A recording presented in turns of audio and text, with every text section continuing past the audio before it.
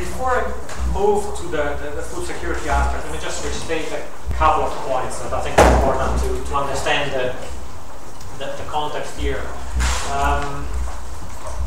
The first is that regional level cooperation has traditionally been the exception rather than the rule in the region.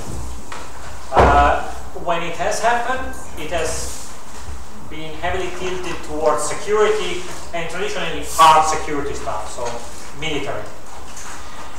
I mentioned in the previous session that there is no shortage of agreements, regional, macro, sort of post-Soviet agreements that are supposed to regulate or discipline this or that sector, from trade to energy to security, but really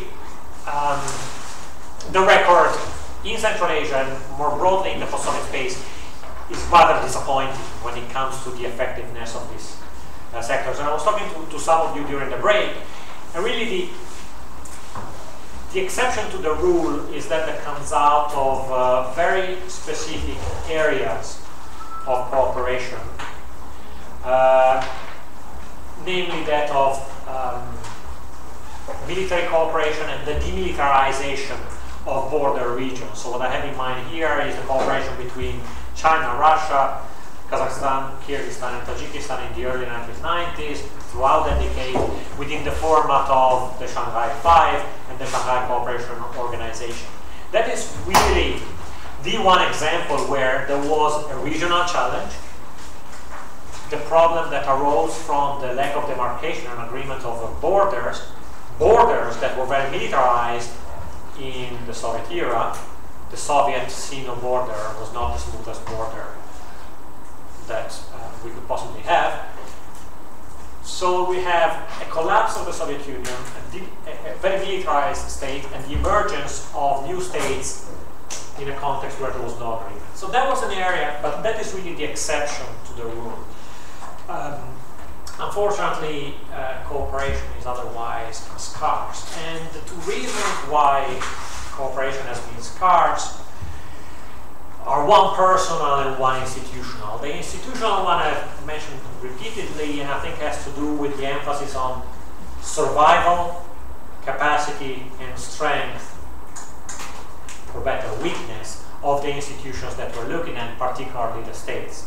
States that are new, relatively inexperienced, they're trying to build themselves, and they are A, extremely jealous about their newly acquired sovereignty, and B, are ruled by systems that are very centralized, with some exceptions within Kyrgyzstan primarily. These are all fairly authoritarian regimes where the process of decision making is centralized and very personalized in a way that reminds somebody, perhaps in a very simplistic way, of the pre-Soviet period and the pre-Tsarist period, where institutions mattered only to a limited extent. What mattered was the decision of the ruler.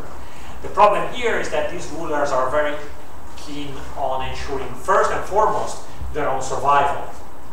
So what you have is terms that apply, that refer to different concepts that become coterminous. So the security of the person, the security of the regime, the security of the government, and the security of the state are all blurred in the same concept, so that the security of the regime or the security of the leader is construed as coterminous as the security of the state. So that anything that potentially jeopardizes the security of the leader is seen as posing a threat to the security of the state. That clearly hampers the cooperation between states. So you have an emphasis on survival, regime survival primarily, or even the personal survival of the leader. And the other one is a poor level of institutionalization. These are countries that are 20 years old, and well, that on which the same demands that are placed on other countries and other polities that are much older, be it in East Asia, in Europe, or in America, North and South, same kind of demands, the same kind of process is being enacted, but these countries have to react in a much quicker manner. In a context of very poor institutionalization and weak institutions, the outcome is not surprising, meaning the focus is first and foremost on what happens within the boundaries. This is, in essence, a zero-sum game. We spoke before about private and public goods. Well, security is understood as an either-or, term. Same as sovereignty. You either have security or you don't. You either have sovereignty or you don't. And if you have less sovereignty than before, then you're no longer sovereign. So this is perhaps a simplification of why we have so little regional cooperation in the water sector, but one should not forget where these countries are coming from in terms of the late state formation process. Now, so we said the situation is pretty bleak when it comes to the water sector. Then again, there have been no wars, so there are reasons to be delighted to some extent with the outcome. The fact that there has been no escalation of this, although this has not happened for the right reasons, meaning as a result of intense cooperation. It has happened almost by default rather than by design. Now the problem here, I think, is that challenges very rarely come alone.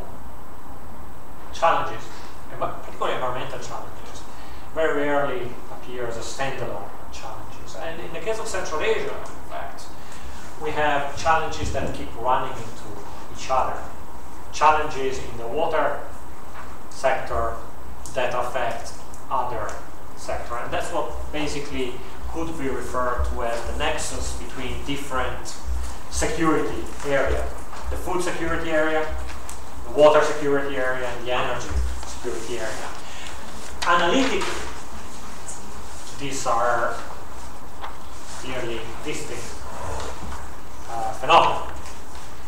Water security has to do with quantity of water that is available, the allocation, and the management of these water resources. Energy security has to do with the ownership of the resources, including the fields, the distribution, the security of access, the security of the reserves, and even the physical security of the infrastructure, about which we talk very little because, well, when we think about the physical security of the infrastructure, normally what comes to mind is one of the many James Bond movies where where there was an oil pipeline was blown up somewhere in the Caucasus. But then again, a closer look would reveal that, although fortunately rare, oil fields have been blown up. Think of 1990, 1991, with the Kuwaiti oil fields being blown up by Saddam Hussein at the time. So, although rare, physical security is also an issue that is part of energy security as a whole. With regard to food security,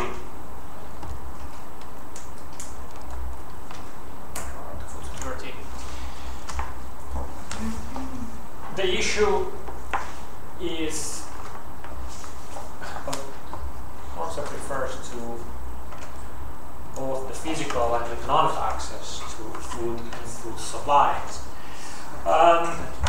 Over time, of course, food security on a global scale has improved. More people have access to food supplies. And yet,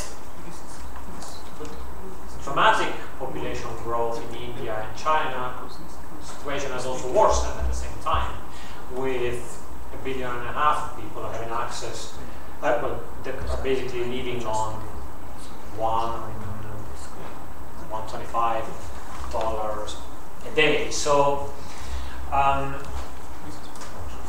this is actually a tale of two stories. So with regard to Central Asia,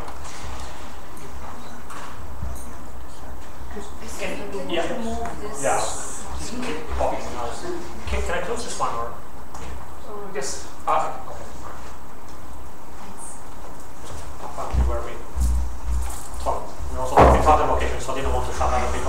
slightly reluctant to close that one. All right. So the last 20 years have we've witnessed a number of warring trends in the region. The first was the warring trends, while at the same time uneven trends, or better, trends that were unevenly distributed spatially and temporally as well. The first has to do with the high levels of poverty that have accompanied the implosion of the Soviet state, with large chunks of the population living in conditions of poverty. In the 1990s, that meant about 4 in 5 citizens of Tajikistan, for example, were considered living below the level of the threshold of poverty. The situation mildly improved in 2001. We had about 60–65% of the population, now about 1 in 2. So while bigger order of things, the situation is still warring, conditions are gradually improved. These are vulnerable economies too, that are exposed to well, a number of problems that are structural, meaning earthquakes, floods, land degradation, scarcity of water, question of oil, as we've seen in the first session, and poor, in fact, declining levels of agricultural productivity. So there are reasons for these warring trends that affect food insecurity in the region, some of which are the legacy of the collapse of the previous system. The secondly, that have to do with the vulnerable state of the economies and the fact that what used to be monocultures had to be reinvented almost overnight. There are structural factors or factors that one can contain, but that one cannot, or one can do very little to prevent. And there are factors that are instead very much contingent. They have to do with the volatility of commodity prices. So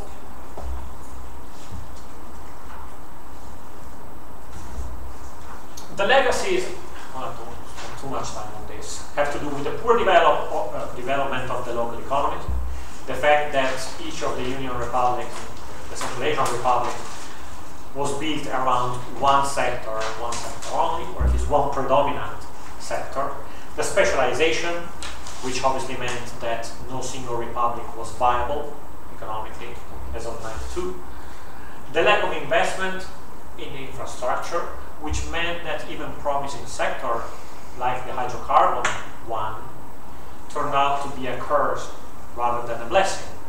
The Soviet Union has stopped investing in the spending funds, in the renovation and the upgrading of infrastructure, in the main pipeline that takes Central Asian hydrocarbons from the region towards Russia, and from Russia it distributes to Western Europe. The so-called Central Pipeline has stopped already in the 1970s. So what you had is, both in the energy sector, but also in the agricultural sector, a lack of investment and decaying infrastructure,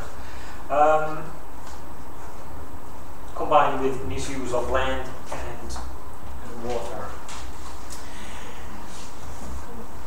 So the first cause for the Central Asian predicament derives from the Soviet legacies. The second is also structural, and it has to do with the fact that only 15% of Central Asian lands is actually arable. 10% in Uzbekistan, which is not much, up to a maximum of 7% in the case of Tajikistan, about 5 to 7 in the case of Turkmenistan, and definitely more in the case of Kyrgyzstan and Kazakhstan. Considerable portion of the land is irrigated, and because of the collapse of the Soviet system, which I mentioned earlier, the population has moved away from cities towards the countryside, with the agricultural sector that still contributes 20 to 30% of the country's GDP, with the only exception of Kazakhstan, where this is around 5% or so. A sector, the agricultural one, that keeps a good 30% of the population employed. So when it comes to food security, the main distinction is between the transitory type of food security or food insecurity and a chronic one. The transitory type of food insecurity is the result of short-term shocks, the depletion of stocks and poor harvest, the impact of harsh weather conditions, as well as the fluctuations of food prices. So these are factors that are transient or short-term. Doesn't mean that they have no impact, quite the opposite of it. But they strike unevenly, or they strike unevenly in the region. That is to say, the 2009 global financial crisis had an effect on the remittances.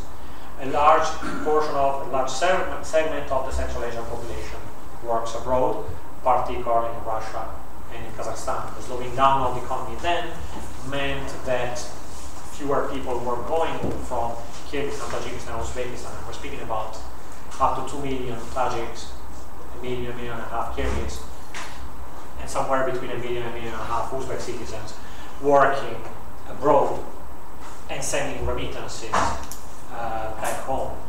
The slowing down of the economy meant that fewer people were leaving, or that even among those leaving, fewer funds were sent back to the families at home, which meant there was basically smaller funds available for purchasing goods, including foodstuffs. With the Kazakh economy and the Russian economy recovering in 2010 and 11, the situation has gradually improved. There, what you had is basically a problem that, as we all know, it seems to be rather protracted. It is a global crisis, which, however, struck more forcibly the countries that were more vulnerable, meaning they were more exposed, that had a larger number of migrants abroad. So the crisis affected the Russian and the Kazakh economy primarily, but because of the large presence of Central Asian migrants in those countries, Uzbekistan, Tajikistan, and Kyrgyzstan were affected too, leaving the population back home in a condition of food insecurity. 2007, the winters of 2007 to 8 and 2008 and 9, as well as 2011, were marked by very harsh weather conditions that resulted in poor harvest. There, the problem affected again unevenly the region and affected Kyrgyzstan and Tajikistan in a much more marked manner than the other 3 Central Asian republics. Another transitory factor that affected food security, but the transitory part of food security, was the outbreak of social unrest in April to June 2010 in southern Kyrgyzstan, when the ousting of the Bakiev regime in Bishkek led to essentially a stalemate between the forces that, the power factions that were loyal to him and those that instead had ousted him. The stalemate meant that the center was no longer in control, and in the regions, the two factions were basically at each other's throat, physically. Violence episodically broke out in some parts of the country in April 2010, May 2010, and eventually the city of Osh descended into chaos in June 2010. This affected the local population in terms of the damages that were inflicted to the local economy. So these are factors: harsh weather conditions, fluctuations of food prices, crisis in the Kazakh Russian economy, individual and localized unrest in particular countries, are factors that are obviously dramatic, have effect, but affects food security in a transitory manner. There are other factors that affect the population's food security in a much more chronic manner, and this is the result of the poor availability or the lack of availability of, say, health services or sanitation across the region. It's sort of ironic, given that some of the best doctors in Soviet times used to come from Tajikistan, and then the collapse of the Soviet state meant that there was hardly any doctor to be found left in the country. So, what I tried to do in one of the papers that you probably have had in terms of readings, probably passed around, was to see how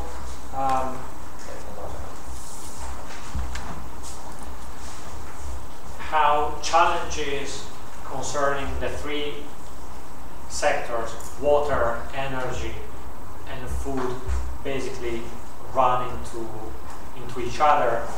And what I do in that brief that focuses on the 2008 crisis, or crisis in the plural, in Tajikistan, serves as a good vantage point to observe how the international response to this type of crisis, to the food security crisis, but also in the other two sectors, is very much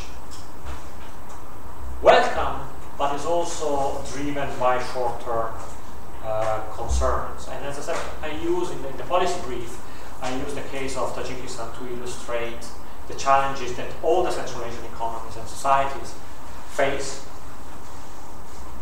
And I try and show how these all challenges are intertwined, they're running to each other, and how different levels of analysis are actually related to. So the starting point there is always a focus on the context, that is the extent to which Tajikistan is dependent on gas supplies from its neighbors. Because of the underdevelopment of the hydroelectric sector in Soviet times, the country's output in terms of electricity is around 4% of its potential, which is basically nothing. So this has left Tajikistan reliant on the gas supplies from its neighbors, meaning Uzbekistan. The lack of availability of resources, the poor state of the Tajik state budget, means that the country has hardly any liquidity to pay for its bills, and in fact is constantly indebted towards its western neighbor. So the starting situation had to do with the generally poor economic state of the Tajik economy, which was left as a legacy of the Soviet system, and another structural factor, which was the result of the civil war that had basically destroyed the country's infrastructure, the country's economy, and the country's social fabric. A civil war that broke out in 1992 and that lasted until 1997 and basically cost the life of about 100,000 people and left about 2 million citizens displaced, either internally or internationally. And to give you a sense of the scale of the tragedy, some of the persons that were displaced by the war found refuge in a country that one normally does not associate as to the notion of haven or a refuge for displaced people and refugees, namely Afghanistan. So there was a state of Tajikistan in the 1990s that people were basically moving to Afghanistan. That tells you quite a bit of the state of the country. So that, with the war coming to an end, the country starts a very slow process, steady but slow process of reconstruction. A reconstruction of the infrastructure, which meant, which was protracted in the sense that, as I remember from one of my observations in the first session, that already, still in the 2000s, when you were basically trying to take a shower in some parts of the country, you had water pipes that it was such a rusted state that you didn't want to touch that water even with a stick. So that the starting point for Tajikistan were very weak.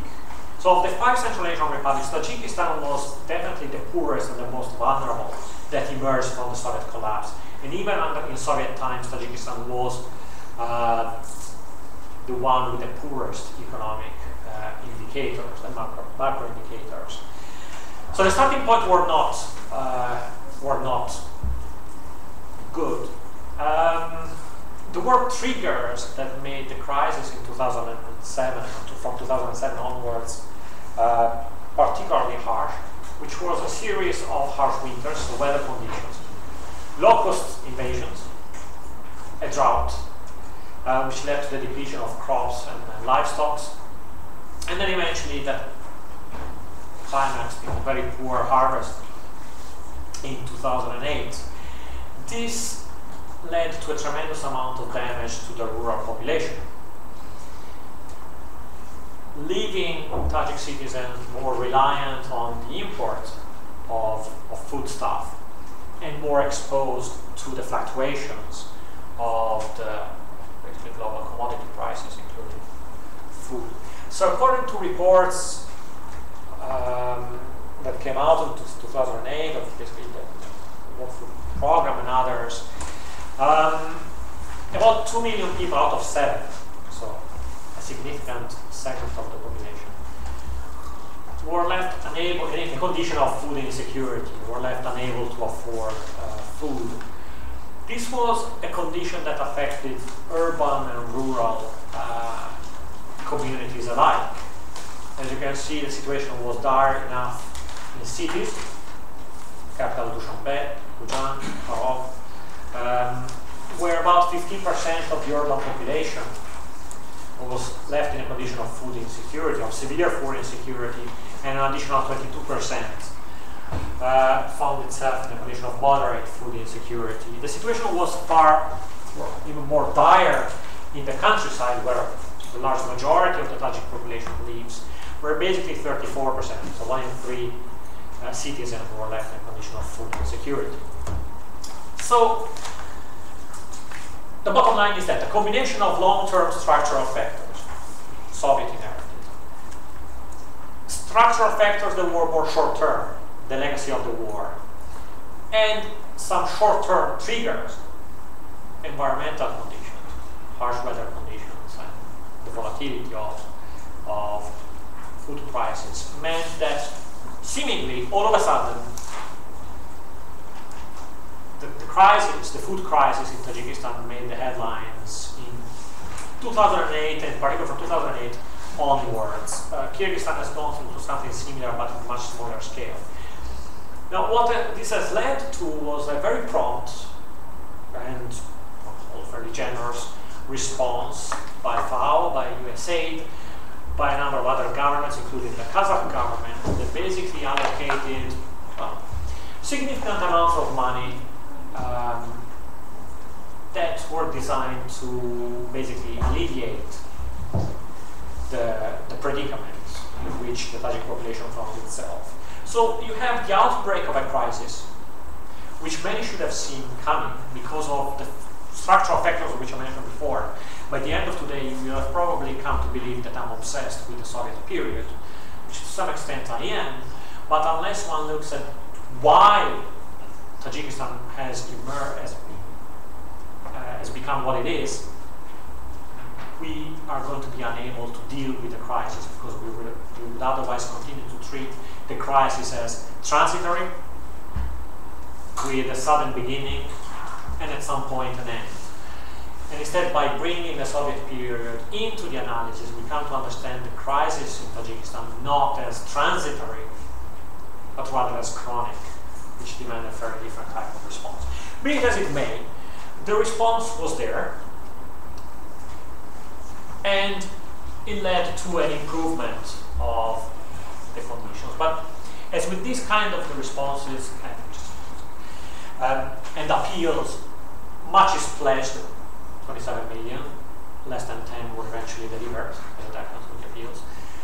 And also, the response did not lead to the development of a sustained long-term strategy for dealing with the food crisis in the country. It led to loans, grants, the transfer of grain from Kazakhstan, which is now probably the fourth or the fifth world's largest exporter, to Tajikistan, but it didn't really lead to the Tajik authorities or the international communities rethinking of why the crisis broke out, let alone what should be done to address the situation in the long term. All this to say that because of the short-term nature of the response, both the Tajik authorities and the international community paved the basis for the crisis to represent itself again and again.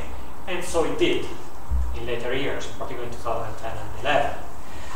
So what I try to do in that policy brief is basically to show the entangled nature of the resource management system of Central Asia, where problems that originate very, very locally eventually spill over onto other sectors locally, but on the other side of the border, which basically leads to a cascade effects of problems which ultimately connect the local to the global fundamentally, and that generates a mutually reinforcing spiral of insecurity. So, to put this in terms of examples, the water shortages caused by the droughts that plagued parts of Tajikistan and Kyrgyzstan in 2008, that's 7 and 8, led to, understandably, a smaller amount of water available for farming. They also led to much lower levels of water available in the many reservoirs that are available in Kyrgyzstan and Tajikistan. Think of Toktogul in Kyrgyzstan, or the water that is available in the area of Nurek in Tajikistan. So the drought had an effect that was pretty much local. In principle, harsh weather conditions affected seemingly Tajik communities only. So why should, despite the general sympathy for the population and the plight of it, why should Russian, Uzbek, EU authorities care about the fact that the amount of water in the Central Asian reservoir is much lower? You have less water available for farming, so it's somebody's problem, and that somebody is a very local community.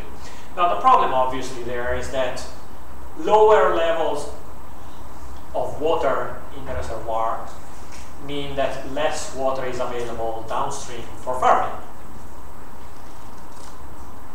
So given that most of the farming is done on the other side of the border, so if we take Tajikistan and the small amount of land that is available for farming there, most of the farming in Central Asia will be done downstream, meaning in Uzbekistan. So water shortages have an impact on harvest, have an impact on farming. In turn, this has an effect, obviously, on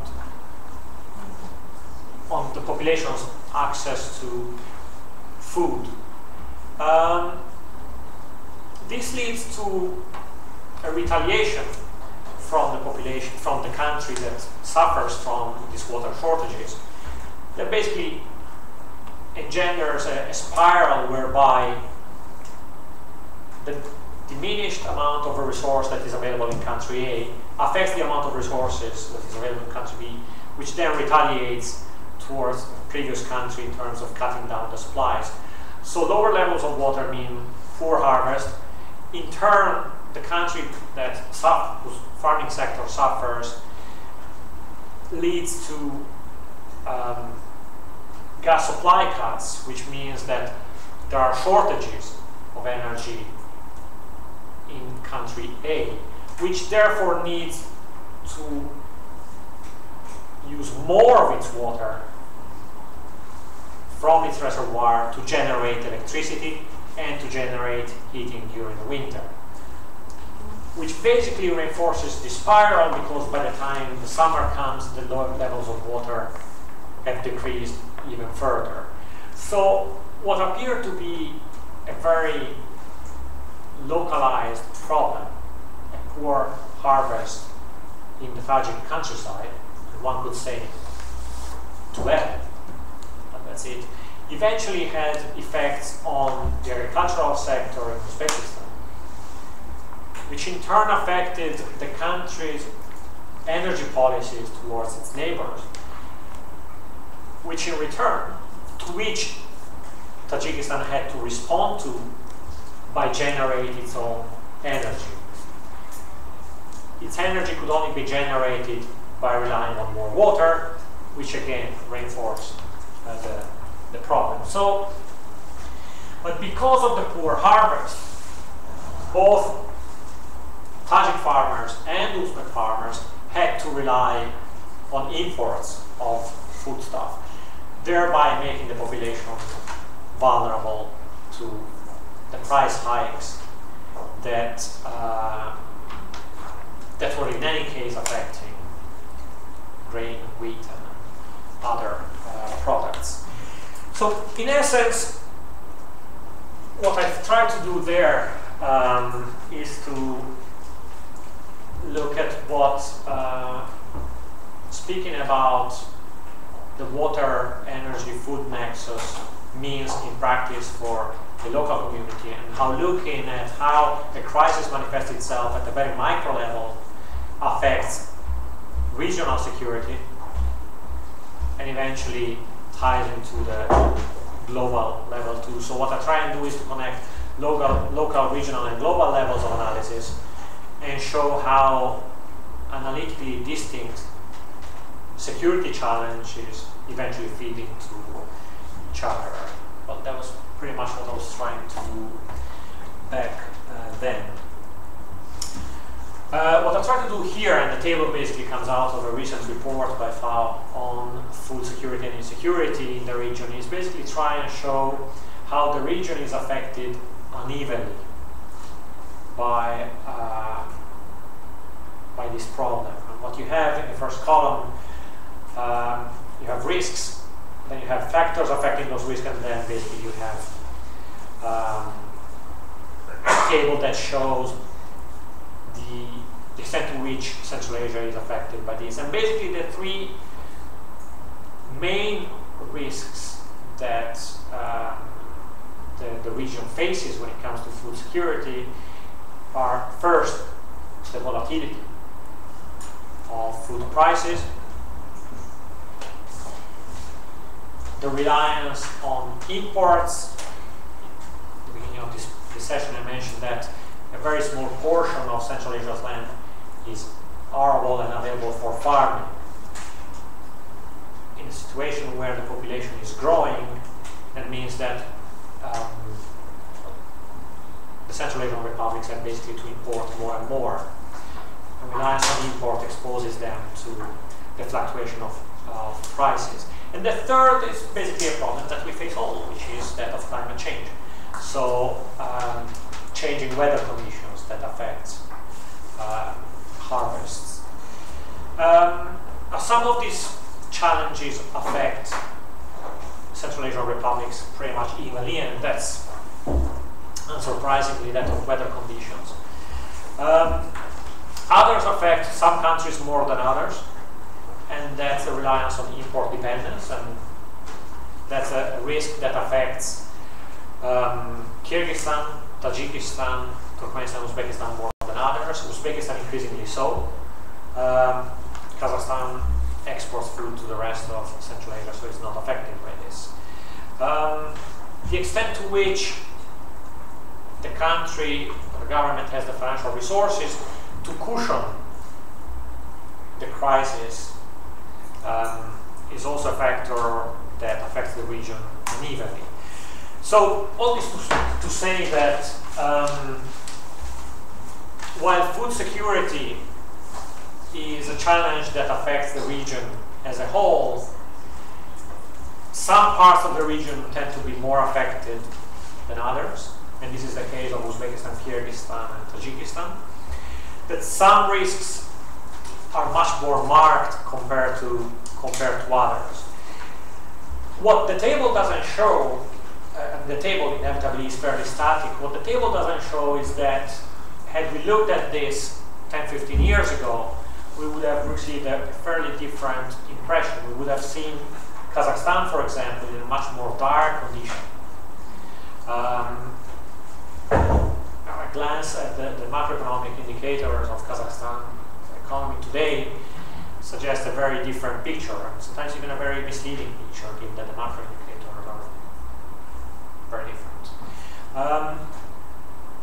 But the 1990s were a pretty tough decade for Kazakhstan as well, and by then the country relied on the import of wheat as well, and it was only a decade later that basically started to reinvest in the agricultural sector and started to become an exporter again of some particular products.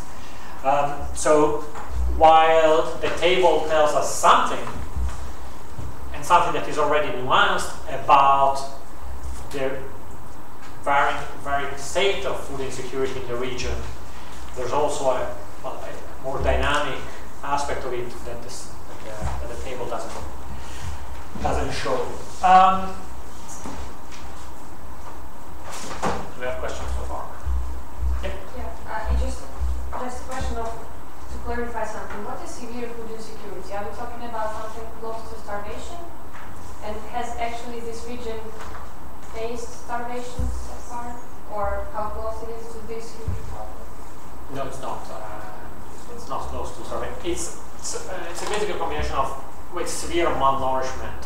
So the lack of variety in a diet, it involves the difficulty of getting access and pay for food. This may be a matter of semantics. That if you find it difficult to purchase for food, how different this is from starvation. But it is a different concept, so that it's not what it is. It is extreme poverty, but that's basically cushioned by. So okay, let me rephrase the whole thing. The data derived from official statistics, which only reflects the data out of the official employment of the population. Official employment and official statistics would suggest that a public employee in Tajikistan in the 2000s would make around $30 to $80 per month. If you do the math, that takes you down to what is considered to be as the threshold poverty level, so $1 per day. What is missing from this data is the huge amount of the informal economy that basically allows the population to avoid starvation. So the data about the Central Asian economy basically doesn't take into consideration the funds that get transferred from abroad and that do not accrue to the government, the remittances, and they don't take into consideration the second, third jobs, the gray economy, the informal economy. So official statistics would basically lead to the point that you've just made, that we would be faced with millions of people facing starvation. What the official data are not telling us is that this is not happening because of funds that are basically unaccounted for, or better, that the local governments have tried to account for but failed to do so. There was a period in the mid-2000s where the Tajik government tried to tax remittances, forcing people, and failed to do so, unsurprisingly, to pay about 30% taxation on these. Bad idea, anyway, disposed of very, very quickly as well. I want to help explain into that there is no starvation doesn't mean there is no food security, because food insecurity gradually leads to the state of starvation. For example, where I live in Africa, Niger Republic doesn't have access to the sea. It's been affected by climatic problems, especially desert encroachments. So the options of what to eat is not readily available. No matter the amount of money you have, the options of food is not readily available. And for them to get, even if they import, for them to get food into Niger Republic, it has to go to the Nigerian ports or the one in the Benin Republic. And it takes, because of inefficiency, it actually takes time for the food to reach them. So even if the government intends to import food for the citizens, because they have no access to the sea, it takes a longer time to get to the people. By the time the food gets to the people, it could go stale, or probably the problem has escalated more than they expected. So there is a link between food insecurity and starvation. Thanks. And the way in which, just a couple of things, the way in which things continuously run into each other is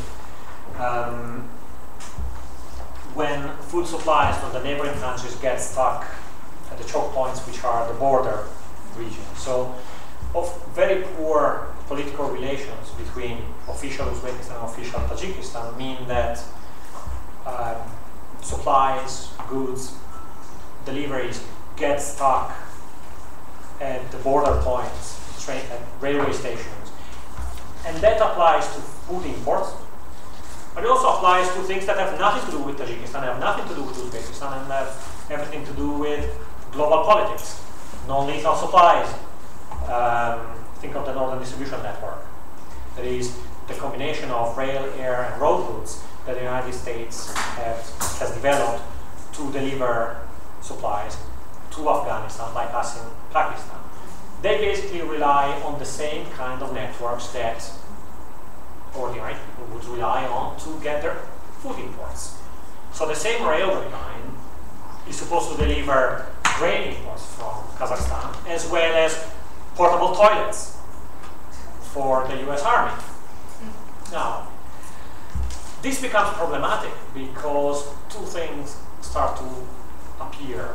First, the poor relations between the two countries, so that you have a continuous retaliation of supply cuts of gas and others, but also the corruption at the border and high-level politics. So some of the issues have nothing to do with Uzbekistan and Tajikistan, and I think instead everything to do with deals, payments, debts, for example, Uzbekistan, but the same point can be made about all the other Central Asian republics, including Turkmenistan, Russia, the Baltic states, the South Caucasian ones. So you may have food being imported and depleted because it stays 30 consecutive days on the Uzbek-Tajik border, because it happened to be on the same delivery with, or on the same train that was supposed to deliver stuff that had nothing to do with southwestern Tajikistan. So that's basically the way in which different things that in principle have nothing to do with each other. What does the toilet of a US Army have to do with wheat for the Kaflon region? So there are some problems that are local, others have to do with regional politics and other collateral damage.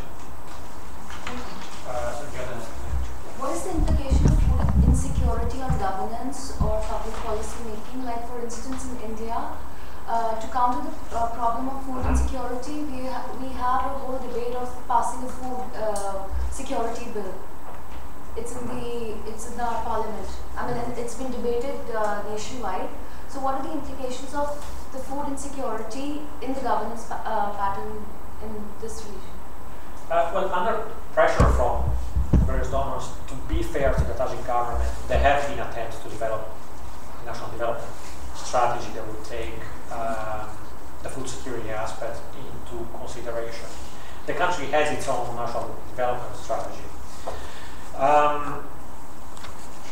So, while the crisis have fed or have had an impact on policy making and have led the government to realize that the issue is going to represent, the crises are going to represent themselves over and over again, the policy making process in countries like Tajikistan is very slow and is very transparent. There is nothing unique about the challenges that Tajikistan has in this respect. There are a number of other countries in the world that have this.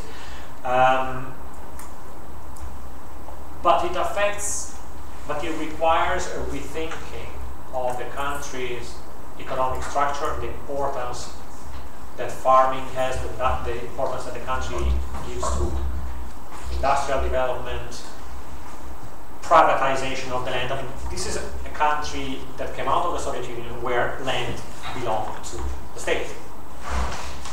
Privatization, the allocation of small lots to families, questions of lease, the transformation of collective farms into private farms, something that have been very contentious over the last 20 years.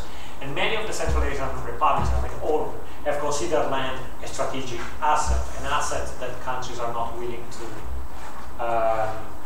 distribute or privatize. This has been a bone of contention for Uzbekistan as well, which has been very, very slow in privatizing its privatization process. So, all this to say that the good news coming out of the crisis is that this has pushed the Tajik government's foot on the accelerator in this respect. On the other hand, one needs to realize that these are issues that go to the very core of the functioning of the state. Questions of the privatization of the land has to do with political power, the control, the ownership, and the distribution of resources. In a system that is as opaque as the Tajik political system, one should expect the pace of reform to be very slow and fraught with difficulties, which I think is probably a diplomatic enough answer. So there is goodwill and there is awareness of the problem. The government has tried to do something. You probably have a long-term strategy only if you're really willing to dismantle the current system of power. And that applies to Tajikistan, and that applies to neighboring Uzbekistan as well. You would only address questions of poverty, food security, and economic development if you touch the cotton economy. But if you touch the cotton economy, you touch one of the main pillars that ensure the survival of the regime. Why would a system of power so interested in self-preservation dismantle its own system that ensures its survival? That is beyond me, and while it may well happen, it hasn't happened for 20 years. So, cosmetic changes is what we should expect. Okay, my question is basically on a policy situation in India and from India. It is based on both the presentations that you've given. We have, ours is a very big country, so in some part of the country we have floods. At the same time, we have droughts in the other part of the country. So our government has come up with a policy which is not yet on, it's still on papers, and in order it is being debated on linking rivers. Interlinking the rivers so that we can actually, channelize the water. Do you really think that that can come as a solution for food crisis as well as for the water crisis? Because the way I see it, it will actually change the ecosystems to a lot of extent, and it is also a big investment. So, the answer to your question is straightforward. But if I think that this is a solution? The answer is a straightforward no. Whether this is a new idea in Central Asia, the answer is a straightforward no. So when as part of the Soviet policy, Brezhnev and Khrushchev before him were trying to develop Central Asia. One of the ideas that were being considered was the diversion of the rivers that flow from the northern part of Central Asia to the Arctic Ocean, divert them. So we're basically talking about the Ob River and the Irtysh. Divert them southwards to bring water to Central Asia. The idea has popped up again a couple of years ago, 2 or 3 years ago. And the reason why it has popped up again is very obvious, because of courtesy of the mismanagement of the system, there seems to be no water. Whereas all this water that goes into the Arctic Ocean would come handy. So this is the very simplest thing. It was a very serious project in Soviet times, the diversion of the rivers from the Arctic to Central Asia. When the idea came up again, it was taken less seriously. The two observations that you made are absolutely spot on. First, the ecosystem would be affected tremendously, and secondly, it would come at such a gigantic cost. So the cost would be both financial and environmental. It wouldn't only be about the effects on Central Asia itself, but obviously if you take out the water that flows from the Ob and the Irtysh from the Arctic Ocean, you're going to inevitably change that system too. I think that anybody who is familiar with the problem would consider such a project the best way to ensure that you kill 2 regions with one move. So in general, in Central Asia and Russia, that's considered as a suicidal, not suicidal, you can do it, but pretty poor idea. Sometimes poor ideas become policy. Yeah. Can you tell me what were the factors that allowed Kazakhstan to develop better and experience better progress in the early 1990s compared to other countries in Central Asia? I mean, it experienced like dire big problems in the early 1990s, but it's like in 15 years it's kind of more or less stable. Why? Well, one is obvious. Think about the prices of the oil prices in 1999, 2001. The other one, although, and you may have gathered this, I have some reservations with policy making in non-democratic systems. There are a couple of cases in Central Asia where some leaders have come up with some creative thinking. Now, the reason why Kazakhstan turned around, well, one of the reasons why the country's economy was turned around was a result of policy choices made by Nazarbayev, who decided to diversify the Kazakh economy. Now, again, if you look at where the revenues come, you would notice that large of the export revenues come from the hydrocarbon sector, the oil and gas sector. The Kazakh economy, however, is more than just that. And again, despite the fact that it contributes very little to the country's GDP, it has invested tremendously into the agricultural sector. And that's something that was, it's not that the doctor prescribed it to Nazarbayev, that it has to invest in what is a fairly useless sector. Take a comparable country to Kazakhstan, Azerbaijan. That's a country which also benefited from high oil prices, also had a huge amount of resources, benefited from the building of pipelines, the diversification of export routes. So there were very strong similarities between the Azeri economy and the Kazakh economy. But choices were made in Kazakhstan that were not made in Azerbaijan. And that choice affected exactly the agricultural sector. The agricultural sector was neglected in the case of Azerbaijan. We started to import more food stuff, and then you have the whole Dutch disease kind of a problem that is affecting that country. And that didn't happen in Kazakhstan. This is not to glorify the Kazakh economy or the policies of Nazarbayev. And yet, similar countries have undertaken different trajectories, and it seems to me that the factors that is different in those two cases is actually the choice of the regime. Something else I wanted to say. Oh yeah, the other case is that of Uzbekistan. Much problematic in many respects. Kazakhstan adopted what was a shock therapy similarly to Kyrgyzstan, Poland to some extent in the 1990s. Some see that as the cause for the dark situation of the country. Uzbekistan located itself as the opposite end of this. On one hand, you have shock therapy, sudden dramatic liberalization, privatization. Uzbekistan adopted the unimaginatively called Uzbek path to development, which critics see as being synonymous of stagnation and lack of reform, and as the presence of a strong state hand in some key sectors of the economy. That's very much true, that the state has retained a very strong presence in the economy.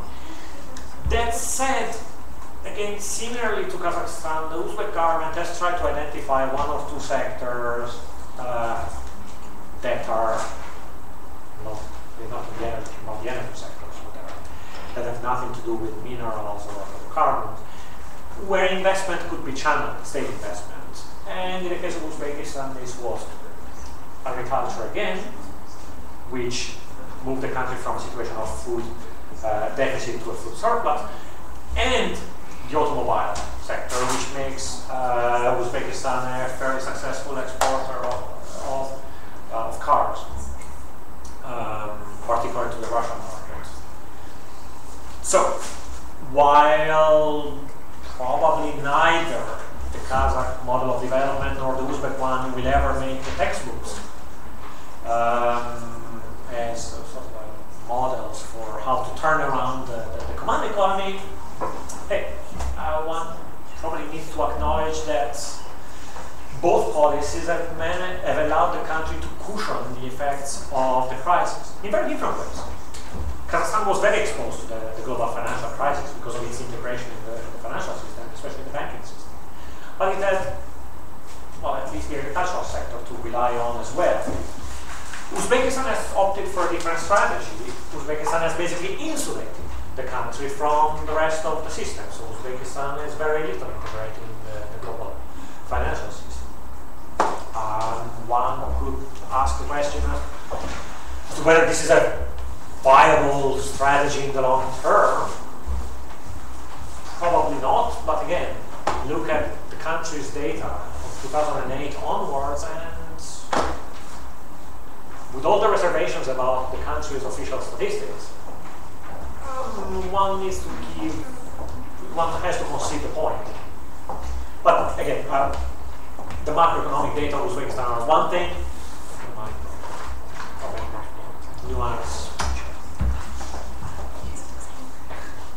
I have one question regarding, do you think that maybe some worldwide events or conferences or cultural events could help in a way to bring this region closer to at least opportunities, and you will to go out of stagnation, both in economical terms, political terms, maybe the way the other part of the world consider this region.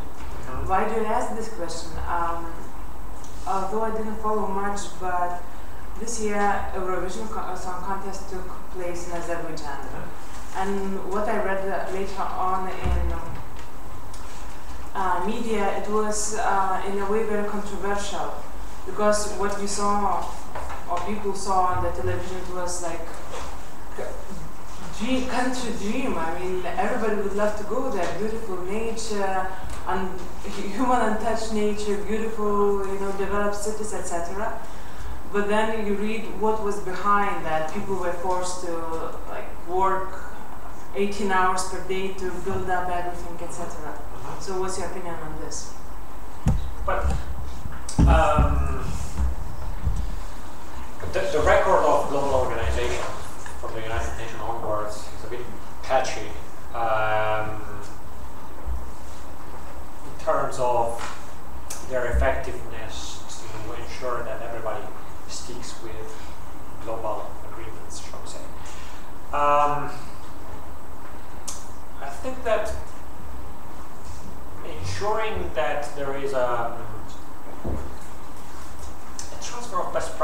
to use Euro lingo in a way, from other regions that have gone through comparable experiences would be a good way forward. Now, let me see. What I mean here is very often Central Asian states, not solid in general, but the Central Asian states are brought into conferences with European states, Western states in general, so that they could learn the lessons of European integration. There are a number of reasons why this is the case, including financial ones, because obviously the EU is a big donor. The EU has been the largest donor to the region, to countries like Kyrgyzstan and Tajikistan when it comes to humanitarian aid, 200 million euros, that's just part of the labor program over 15 years. So clearly there are financial reasons and incentives for the Central Asian republics to bowl along and stick around with Europe when it comes to organizing conferences, events, and this kind of stuff. It seems to me that this is not the European experience that is more readily available as a template.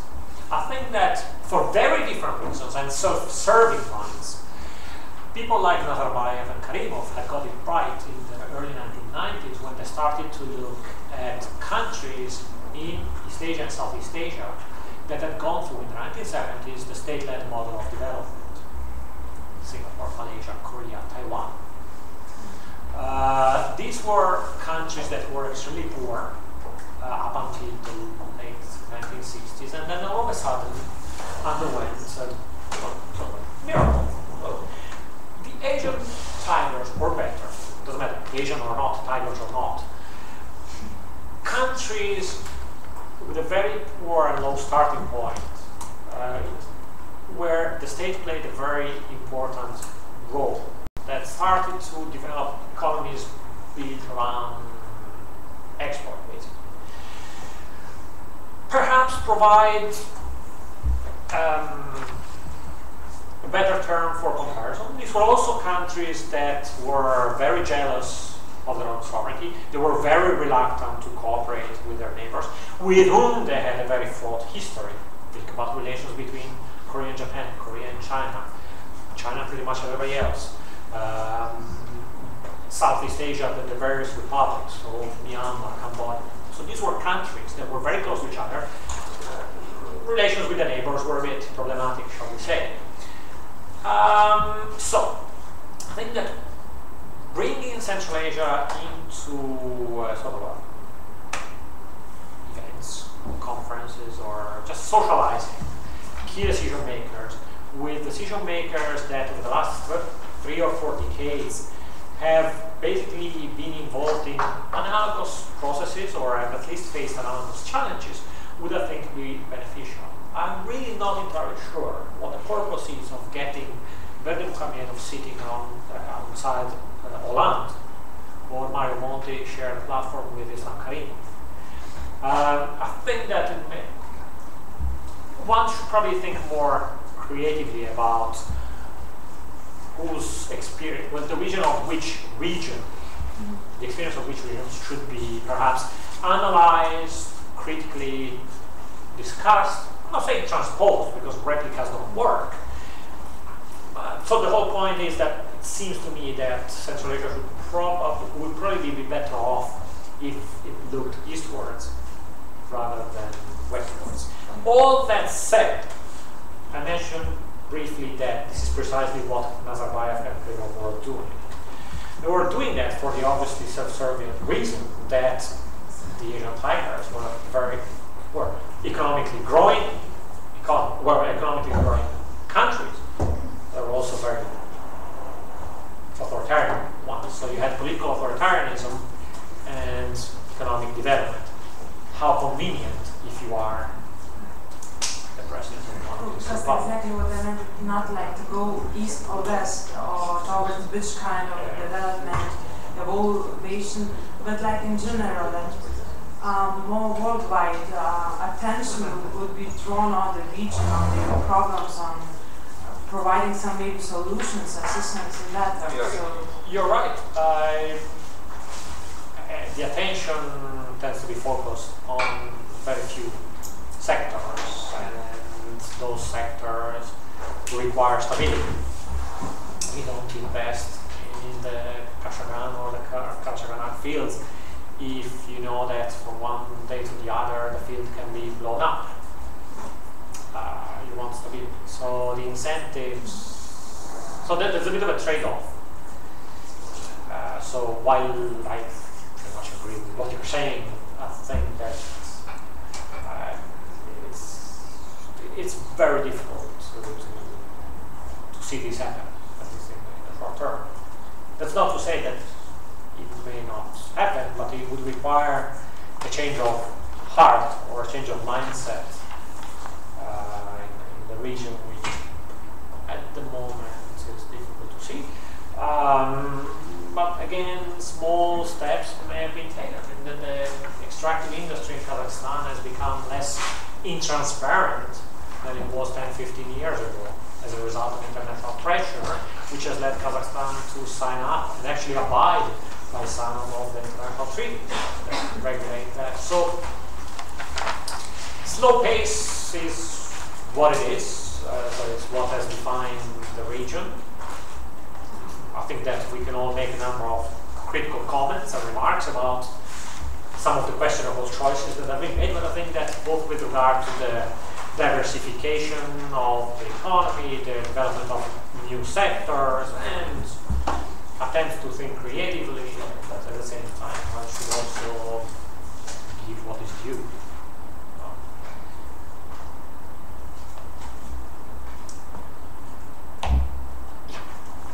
Thank you very much. I want to digress a bit.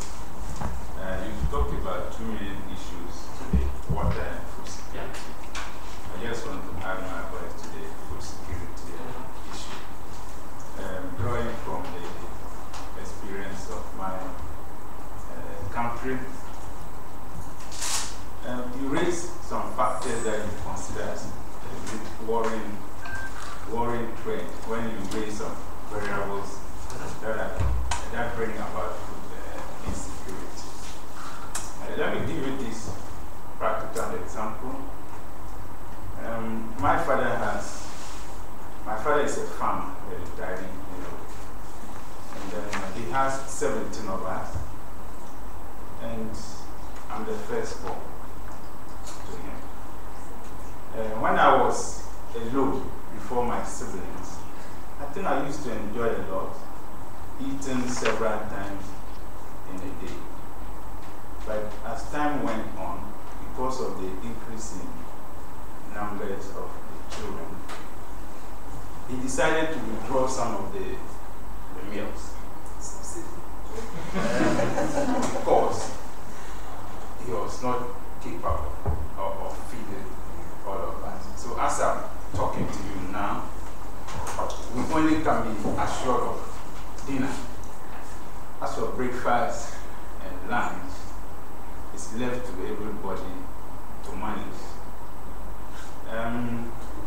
There were periods where I had to stop schooling and then go to help him on the farm. All because we wanted to get some food for the household.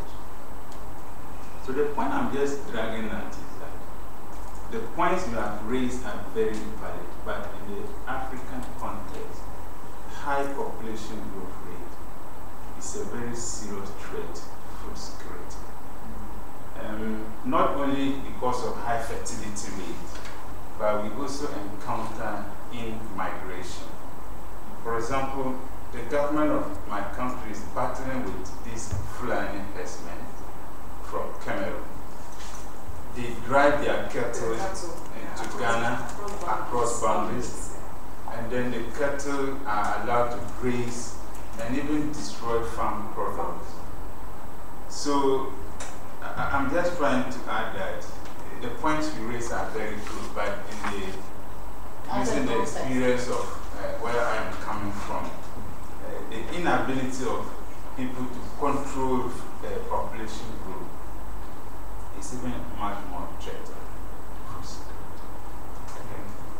Thanks for sharing. I definitely agree that some of the problems, while serious, are less acute in the region we were looking at today. Some of the challenges, some of the starting points, I think, however, were analogous. I mentioned earlier that some of the families were still very large in the region, 8 or 9, it's actually a smaller number than 17. These were also traditional societies, so when both local and international NGOs started to get in touch with the local community to try and deal with questions of population growth, there was very strong resistance. I mean, it was very difficult for somebody working for German, French, Italian NGO to go to northern Tajikistan and tell, look, maybe one of the problems is the result of this particular issue. Culturally, that created a lot of resentment. So it was very difficult in some parts of rural Central Asia as well to deal with that particular issue. That said, it seems that over time that may have led to a change in the demographics, given that now families in urban contexts rely on have two or three kids, and in the countryside numbers, the average has gone down to 4 or 5. So I think that perhaps different in the acuteness of the problem. The starting point, however, were there in Central Asia as well. But over time, it seems that there has been a change in the demographic that may have been prompted by perhaps, but I mean, it is a tricky thing, obviously, because as I said, especially at the beginning, there was a lot of resentment against outsiders. Outsiders that did not need to be European, but in some cases it was local NGOs who were just talking to people in various villages, and so it has taken quite a bit of work in that respect. But thanks for. I have a question about the energy problem in Central Asia. As you know, well, there are a lot of talks and discussions in Kyrgyzstan and maybe in Tajikistan about this hydroelectric power use and becoming sustainable by having energy exports and that. My question to you is, how do you think, how realistic is that if viewed in the context of Central Asia, if viewed in the context of downstream countries that are afraid of such moves by upstream countries? So do you think it's possible to have successful energy projects, or still? I would like to keep my answer for the afternoon, because that's precisely what I wanted you to look at. So I have my own take on that, but that's something that I would like you to work on in preparation for the case study. So there have been a number of projects, both in Kyrgyzstan and Tajikistan. And I would like you to focus on one of the better known ones, which is the Rogun Dam project in Tajikistan. And what I would like you to do is basically do something which I think is straightforward, which is to look at the strengths of such a project. So first I would like a very brief description of the project. Secondly, a very brief outline. It could be bullet points, it doesn't have to be too elaborated, of the strengths. That is, what's it for, who would gain for it, what it would contribute to, the weaknesses, what are the risks associated with it, where are the pitfalls, the flaws, the shortcomings, and then the opportunities and threats. Now obviously all of this lies in the eye of the beholder, as we say. So perhaps some of the answers will vary depending on the actor considered. So perhaps what holds true for policymakers in Tajikistan may not hold true for counterparts in Uzbekistan and Afghanistan. So what I would like to do is basically to work in 3 groups. One that would try to do this analysis of the Ragun Dam project from the point of view of Tajikistan, one Afghanistan, one Uzbekistan. It's a couple of pages. Bullet points are fine, so only an opera on the project. And perhaps you could conclude this by looking at what you think are 2 or 3 realistic scenarios. Realistic, not doomsday scenarios, so I don't want to have things like, and one country just decided to bomb the hell out of that. So, that's pretty much what I would like you to do. So, in the afternoon, what we'll do is we'll start with the case study presentations, some of which will focus on Russia, a couple on Tajikistan, and I think one on Kyrgyzstan. I think we have 5. By students. These are 5 presentations. So we'll start with this. Then we'll take a break and you break down in groups. Look at this. Are the groups pre-assigned? No, we already have 3 groups, but you want 2. We relying on existing groups, probably we there were have 3, transaction A, B, and costs C. of fine. So let's do that. Maybe we can form new